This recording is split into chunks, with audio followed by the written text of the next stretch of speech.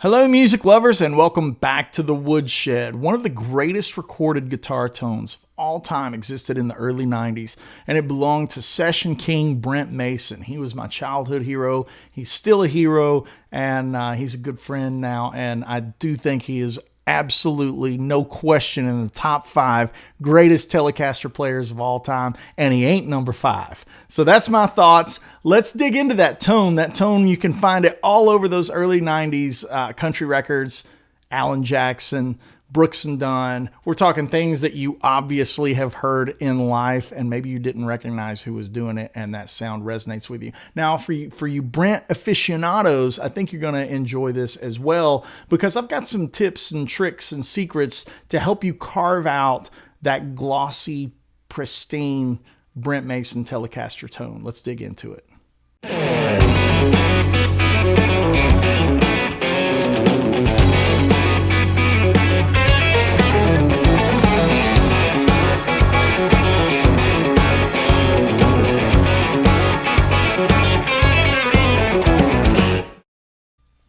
All right, so first things first, let's just hear a couple of examples. In the intro, you heard the fractal axe effects that I had set up in a Brent-esque AJ era. I Don't Even Know Your Name is the name of the song. And I'd done that opening volley with the axe effects. Let's hear some clips with the amplifier that's behind me, which is the Fender Deluxe Reverb. This is actually an original from 1963, and my pedal board using the Universal Audio aux to capture it. So this is the analog rig. Let's hear it.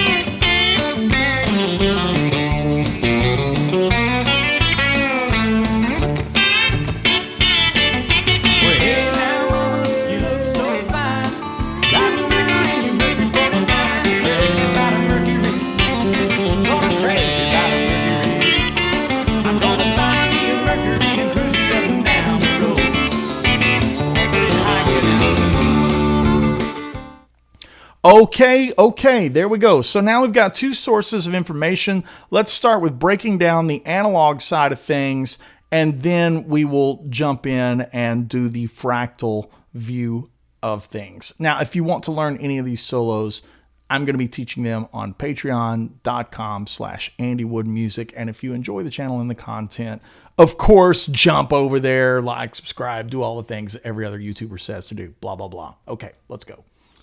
All right, let's talk about this tone.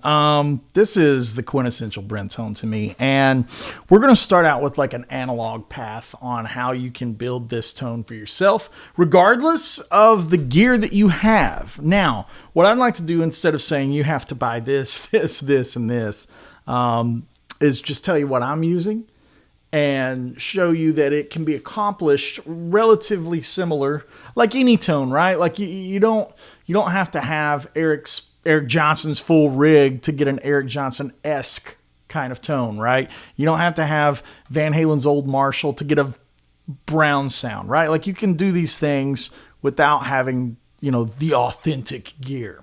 However, I'm a dork and I like to have the authentic gear. So let me tell you what I'm using, and most likely what it was substituted for when Brent was recording.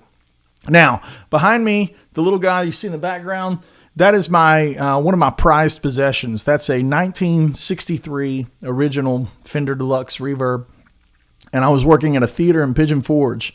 When I was a teenager, I was probably 18 years old, 19, 20, in that era, and I had saved up all my dollar paper from working at the theater to get this amp. And it cost a fortune then. It's in great shape. It rarely leaves the studio. But that is an original 1963 Deluxe Reverb. And with this kind of amplifier, any old Blackface or any Blackface-esque amp, you kind of set the tone controls pretty neutral. So, I mean, I've got my tone controls, kind of 5 or 6 on the treble and kind of 4 or 5 on the bass. And that's it. That's all there is to it. I'm not getting any reverb from the amplifier. I'm doing everything that you're hearing as far as the room ambience, with the effects pedals and the UA aux and things like that. Okay, now let's jump to the recording structure of how I'm doing this. I'm going out of my amplifiers, actually all the amplifiers in the room, into a KHE amp switcher, and that thing will allow you to switch all the amps just on the fly. This whole rig, this whole room is kind of like one big analog Axe effects, right? So I've got everything in the room that I want to play through just on the touch of a button over here. From there, I am going out of that into the Universal Audio aux box, which loads down the amplifiers and allows me to record direct. I've got that cabinet set on what I think Brent would have been using Keith Stiegel on those sessions. Keith was the producer. Most likely a 57, right? Some kind of ribbon, maybe a Royer 121. I'm not going to say that that's for sure the thing. I'm just assuming that in most sessions you end up with the 57, 121 kind of thing. I would assume it's kind of close to that. If I'm not mistaken, and maybe some of my friends, Arnie Newman or Travis Toy, could chime in, I think Brent's old Deluxe has a really old vintage 30 in it. Mine has a Celestian Gold. There's a couple of things that are going to be different. And most importantly, like, I don't play with a thumb pick and the fingernails. So like my tone initially is going to be different from my hand. So things will be different throughout the signal chain, but I feel like I've got a good sound, right? And moderately accurate to the Brent 90s Brent thing. Okay. On to the guitar. This guitar is my signature model, with the Sir Woodshed pickups in it. These are the single coils with the hardtail. This one does not have a B-bender on it. Brent's gray tele does have a B-bender. Important to note with your bridge pickup, you can't get it too hot. If the bridge pickup gets really hot or really fat in the mids, it's not going to do the right thing. With the Brent tone, you're looking for the low strings to be nice and bitey. And those top treble strings not cutting your head off. So it sounds nice.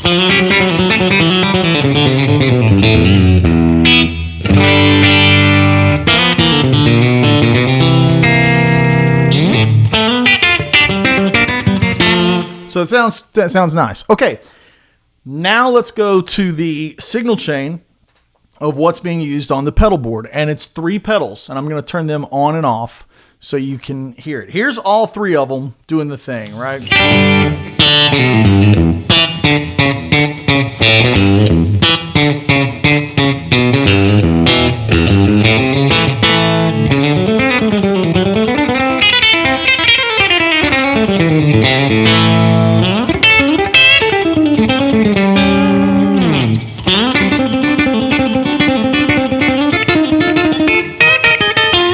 Right? It's really close to those iconic Brent riffs. And on those old records, you're going to notice that the amount of gain, which I think a lot of it's being pushed from the amplifier, changes. It shifts from the Brooks and Dunn records, which have a little more hair on them, over to the really glossy Alan Jackson thing.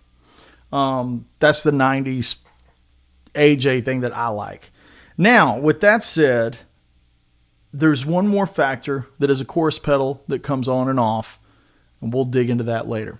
So starting at the top of the signal chain, the first thing I hit is the Sir Woodshed compressor. I'm going to turn every pedal that I'm using off right now. So the delay is coming off. You just hear the room ambience of the Verb. The Verb is handled inside the Universal Audio aux, just to get it to sound like the amp's in a room. Okay. Now I'm going to turn off the EQ. And now I'm going to turn off the compressor. So now we have just the guitar into the Fender Deluxe, into the Universal Audio aux, with the aux providing the reverb post.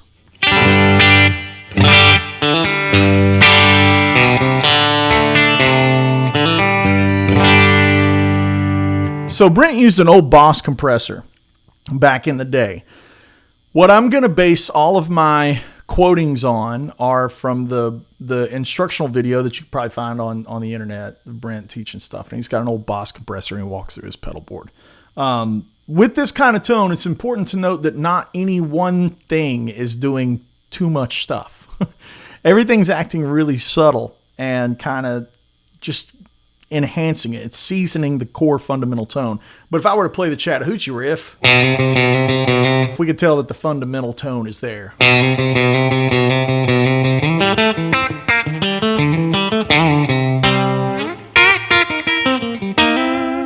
So now let's start adding in some seasoning. Let's start with the compressor first, because it's probably changing the tone more than anything. I've got the controls set basically at noon on the 3 knobs with the attack speed fast. The threshold, the ratio, and the gain is up a little bit hotter. So the gain's at like 2 o'clock. But yeah, the ratio and the thresh are basically at noon, and this is the Sir Woodshed compressor that I'm about to bring in.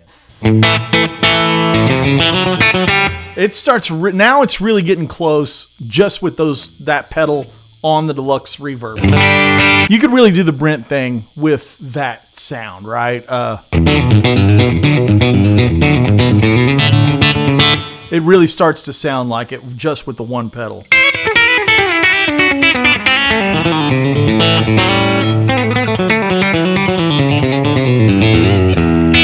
Okay, next thing is we're going to bring in an XTS modified Boss EQ pedal. The EQ is dipping a little bit at 1,000, and it's bumping a little bit at 400 and bumping a little bit at the highest frequency. Now we've got a little bit more of that sparkle that you might hear on Mercury Blues, right?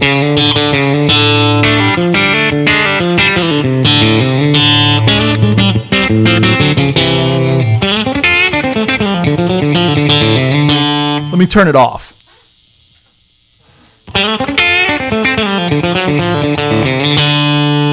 Turn it back on.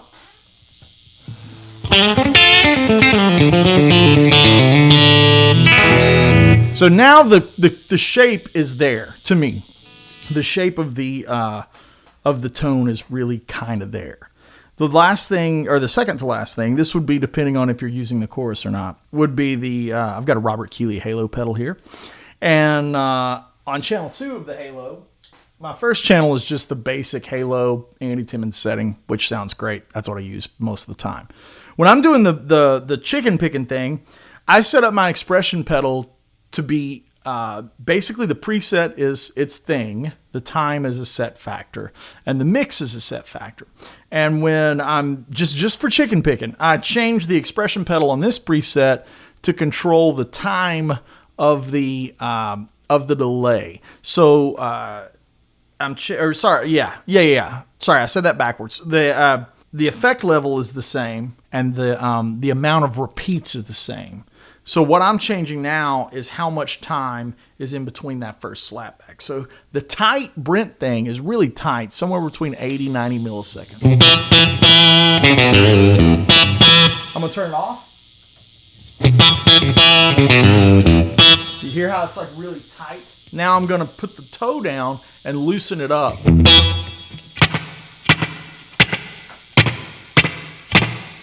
So that doubler is like what you hear on the I'm in love with you and don't even know your name stuff.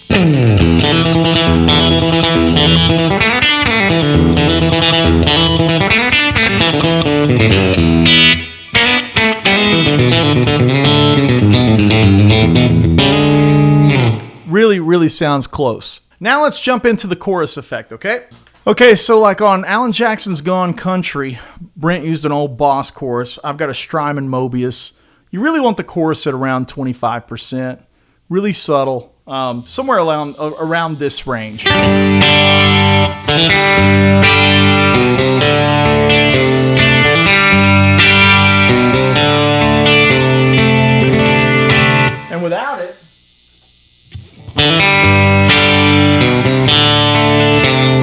and add it back in.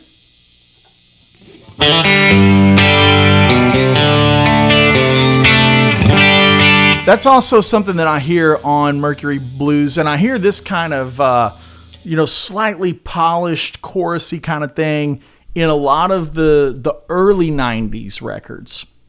Brent seemed to steer clear of this sound for the Brooks and Dunn things, and he leaned more into a little bit more grit and hair, overdrive, that kind of thing.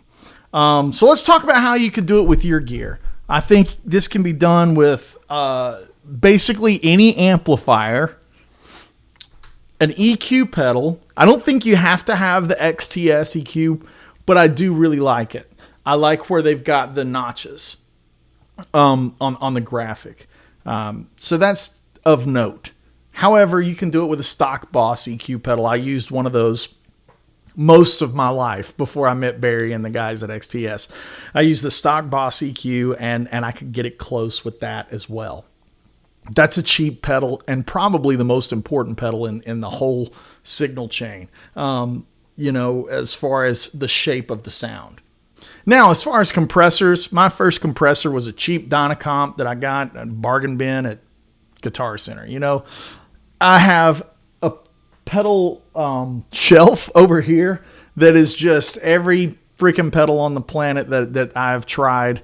And man, I'm a compressor-aholic. I've went through all of them. I think it's important to note that the Woodshed is a feed-forward design compressor and just makes things sound mixed. Also, the price point with Woodshed was really important to me, making it a $150 pedal, because I go back to could 20-year-old Andy afford this? So if you don't have a compressor and you have $150 to spend, honestly, if you have $1,000 to spend, the Woodshed is the one that I get the best sounds out of. Brent used the old Boss compressor. That works too. I'm not saying that anything is the way or not the way, but I am saying that, I like what we've done with Woodshed and how it sounds. And it's also really small, which is really great. As far as delays, you could do this with a Boss DD2. Any bargain bin delay that can get the speed fast enough. Now, some analog delays won't be able to get the speed that quick into the 80 millisecond range. And I don't know if it's an analog delay thing or if it's something that is in the design of a bucket brigade that just won't let it get that fast. Some of them stop around 100 milliseconds and they won't get any quicker. You don't have to use a ton of, repeats. It's just one repeat and it's set really tight. Again, if you're needing more of that Brad Paisley side of things, you're going to have that longer kind of slapback. Again, with the chorus, it's just minuscule. You're using 25% of the signal wet, and nothing's really, doing too much crazy schmutz on there, right? They're not doing the schmo, as the LA guys call it, right? That's like the super wet tri-stereo chorus. That's the big thing that you're not going to do with this sound. A little bit goes a long ways. As far as amplifiers, Blackface amps really do this really well. It could be a Bandmaster, it could be a Bassman, it could be a Deluxe. I haven't tried it with a Princeton, but I'm sure you could get it close. With the EQ, that's the most valuable thing. One thing that I used to do when I was coming up in the club scene is I had two of the, I think they're called Blues Juniors, and I swapped out the speakers in the Blues Juniors and I ran those in stereo, and really a great sound. And with the EQ pedal, you can shape it and notch that 400 and that 4K thing and that little specific notch at like a K that makes it really sound accurate. I think this is the Telecaster tone. It really is. And Brent has been such a huge influence on my life, and between him and Van Halen and Eric Johnson and Steve Morse, they're the guys that make up my DNA on the electric guitar side of things. So this tone really still resonates with me. It's It's the kind of tone that I look for when I go to chicken pick on a, maybe like a song like Smoke Wagon. It's definitely the influence. That's definitely like that Brooks and Dunn Whiskey Under the Bridge kind of influence on that sound. So I hope you enjoy this. I'm going to open up the Axe Effects and show you how to get there with the Axe Effects.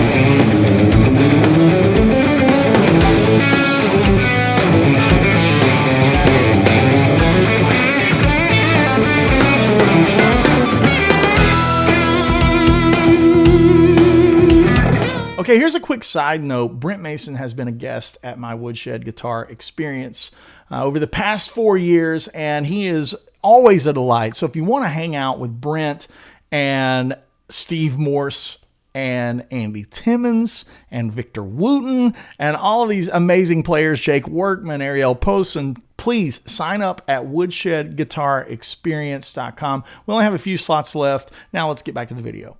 Okay, now here we are in the Fractal Axe Effects. You can see the window open right there.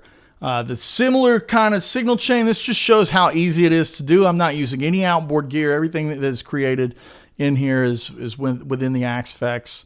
Compressor, there's your compression. Again, with that fast attack time, that 8-9 milliseconds release, that feels good, right? Like that's what feels good to me. This is pedal compressor number 2. I don't know what that's supposed to be, but that's the one that felt right to me when I was doing this. So all you aficionados that can tell me what I'm doing, with what this is supposed to be, have fun in the comments. I don't know what it is, but it's the one that felt right. Okay, jumping over to the amp.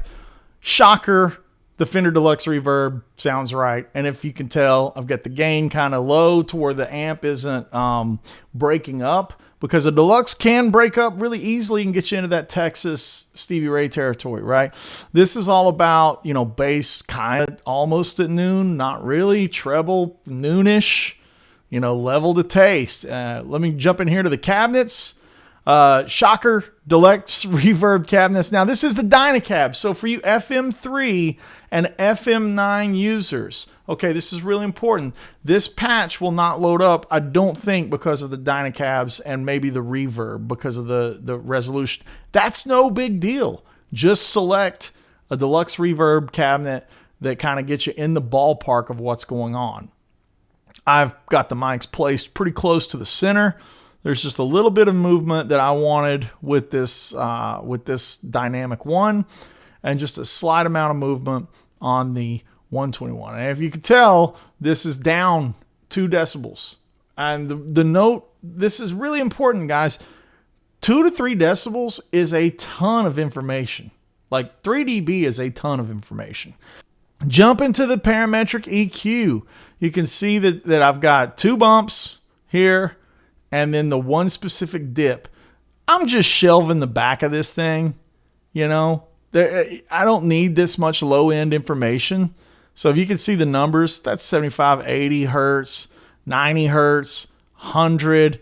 You know, that shelf starts $150-ish and slowly tapers down. I don't need that much low-end information for this sound to sound accurate. Now, I didn't do that on the amplifier, and that will be the number one difference that you'll hear between me playing the analog, the actual amplifier, and then the modeled amplifier. The tone on the opening volley, the "I'm in love with you, baby" solos at the top of the video, that's this tone, and it's more mixed sounding. Like, it just sounds like it's mixed. And this is one of the first things an engineer might do, is take care of some of that low end.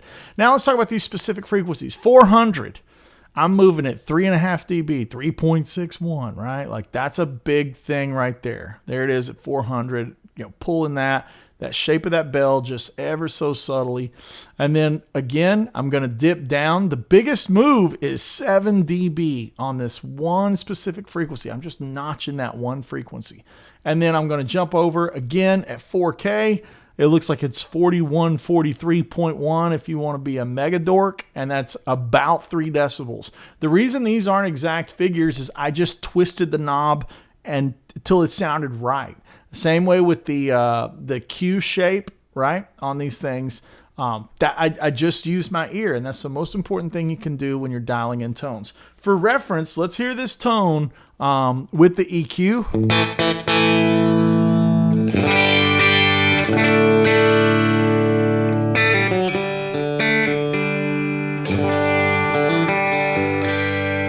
And now I'm going to turn the EQ off.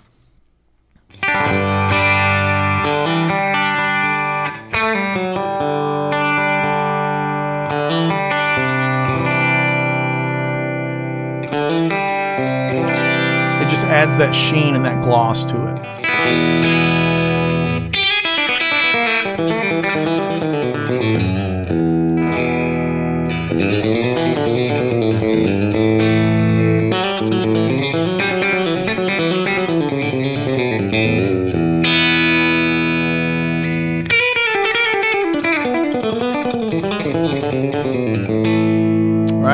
So there's your difference. Let's jump over to the delays and reverbs.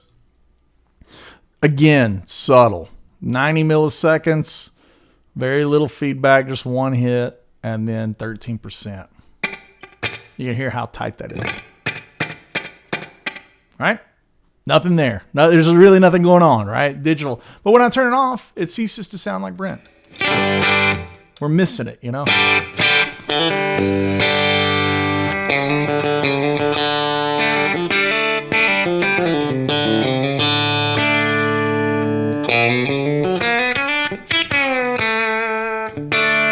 Turn it on.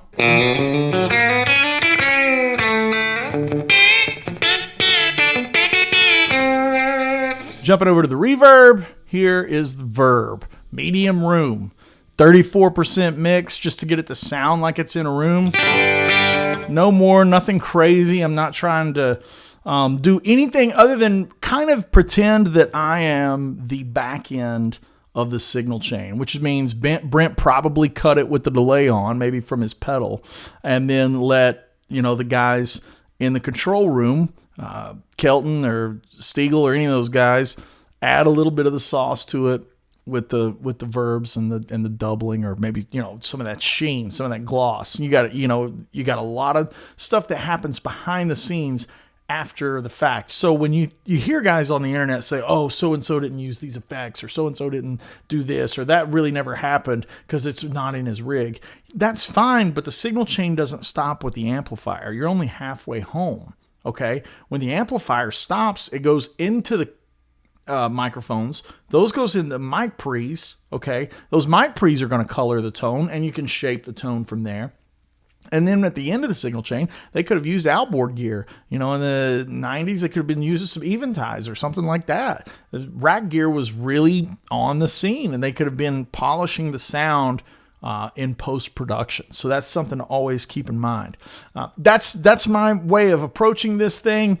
versus modeling versus amplifier. I know some of you guys are going to say, hey, the Kemper, I'm going to go ahead and stop that at the punch.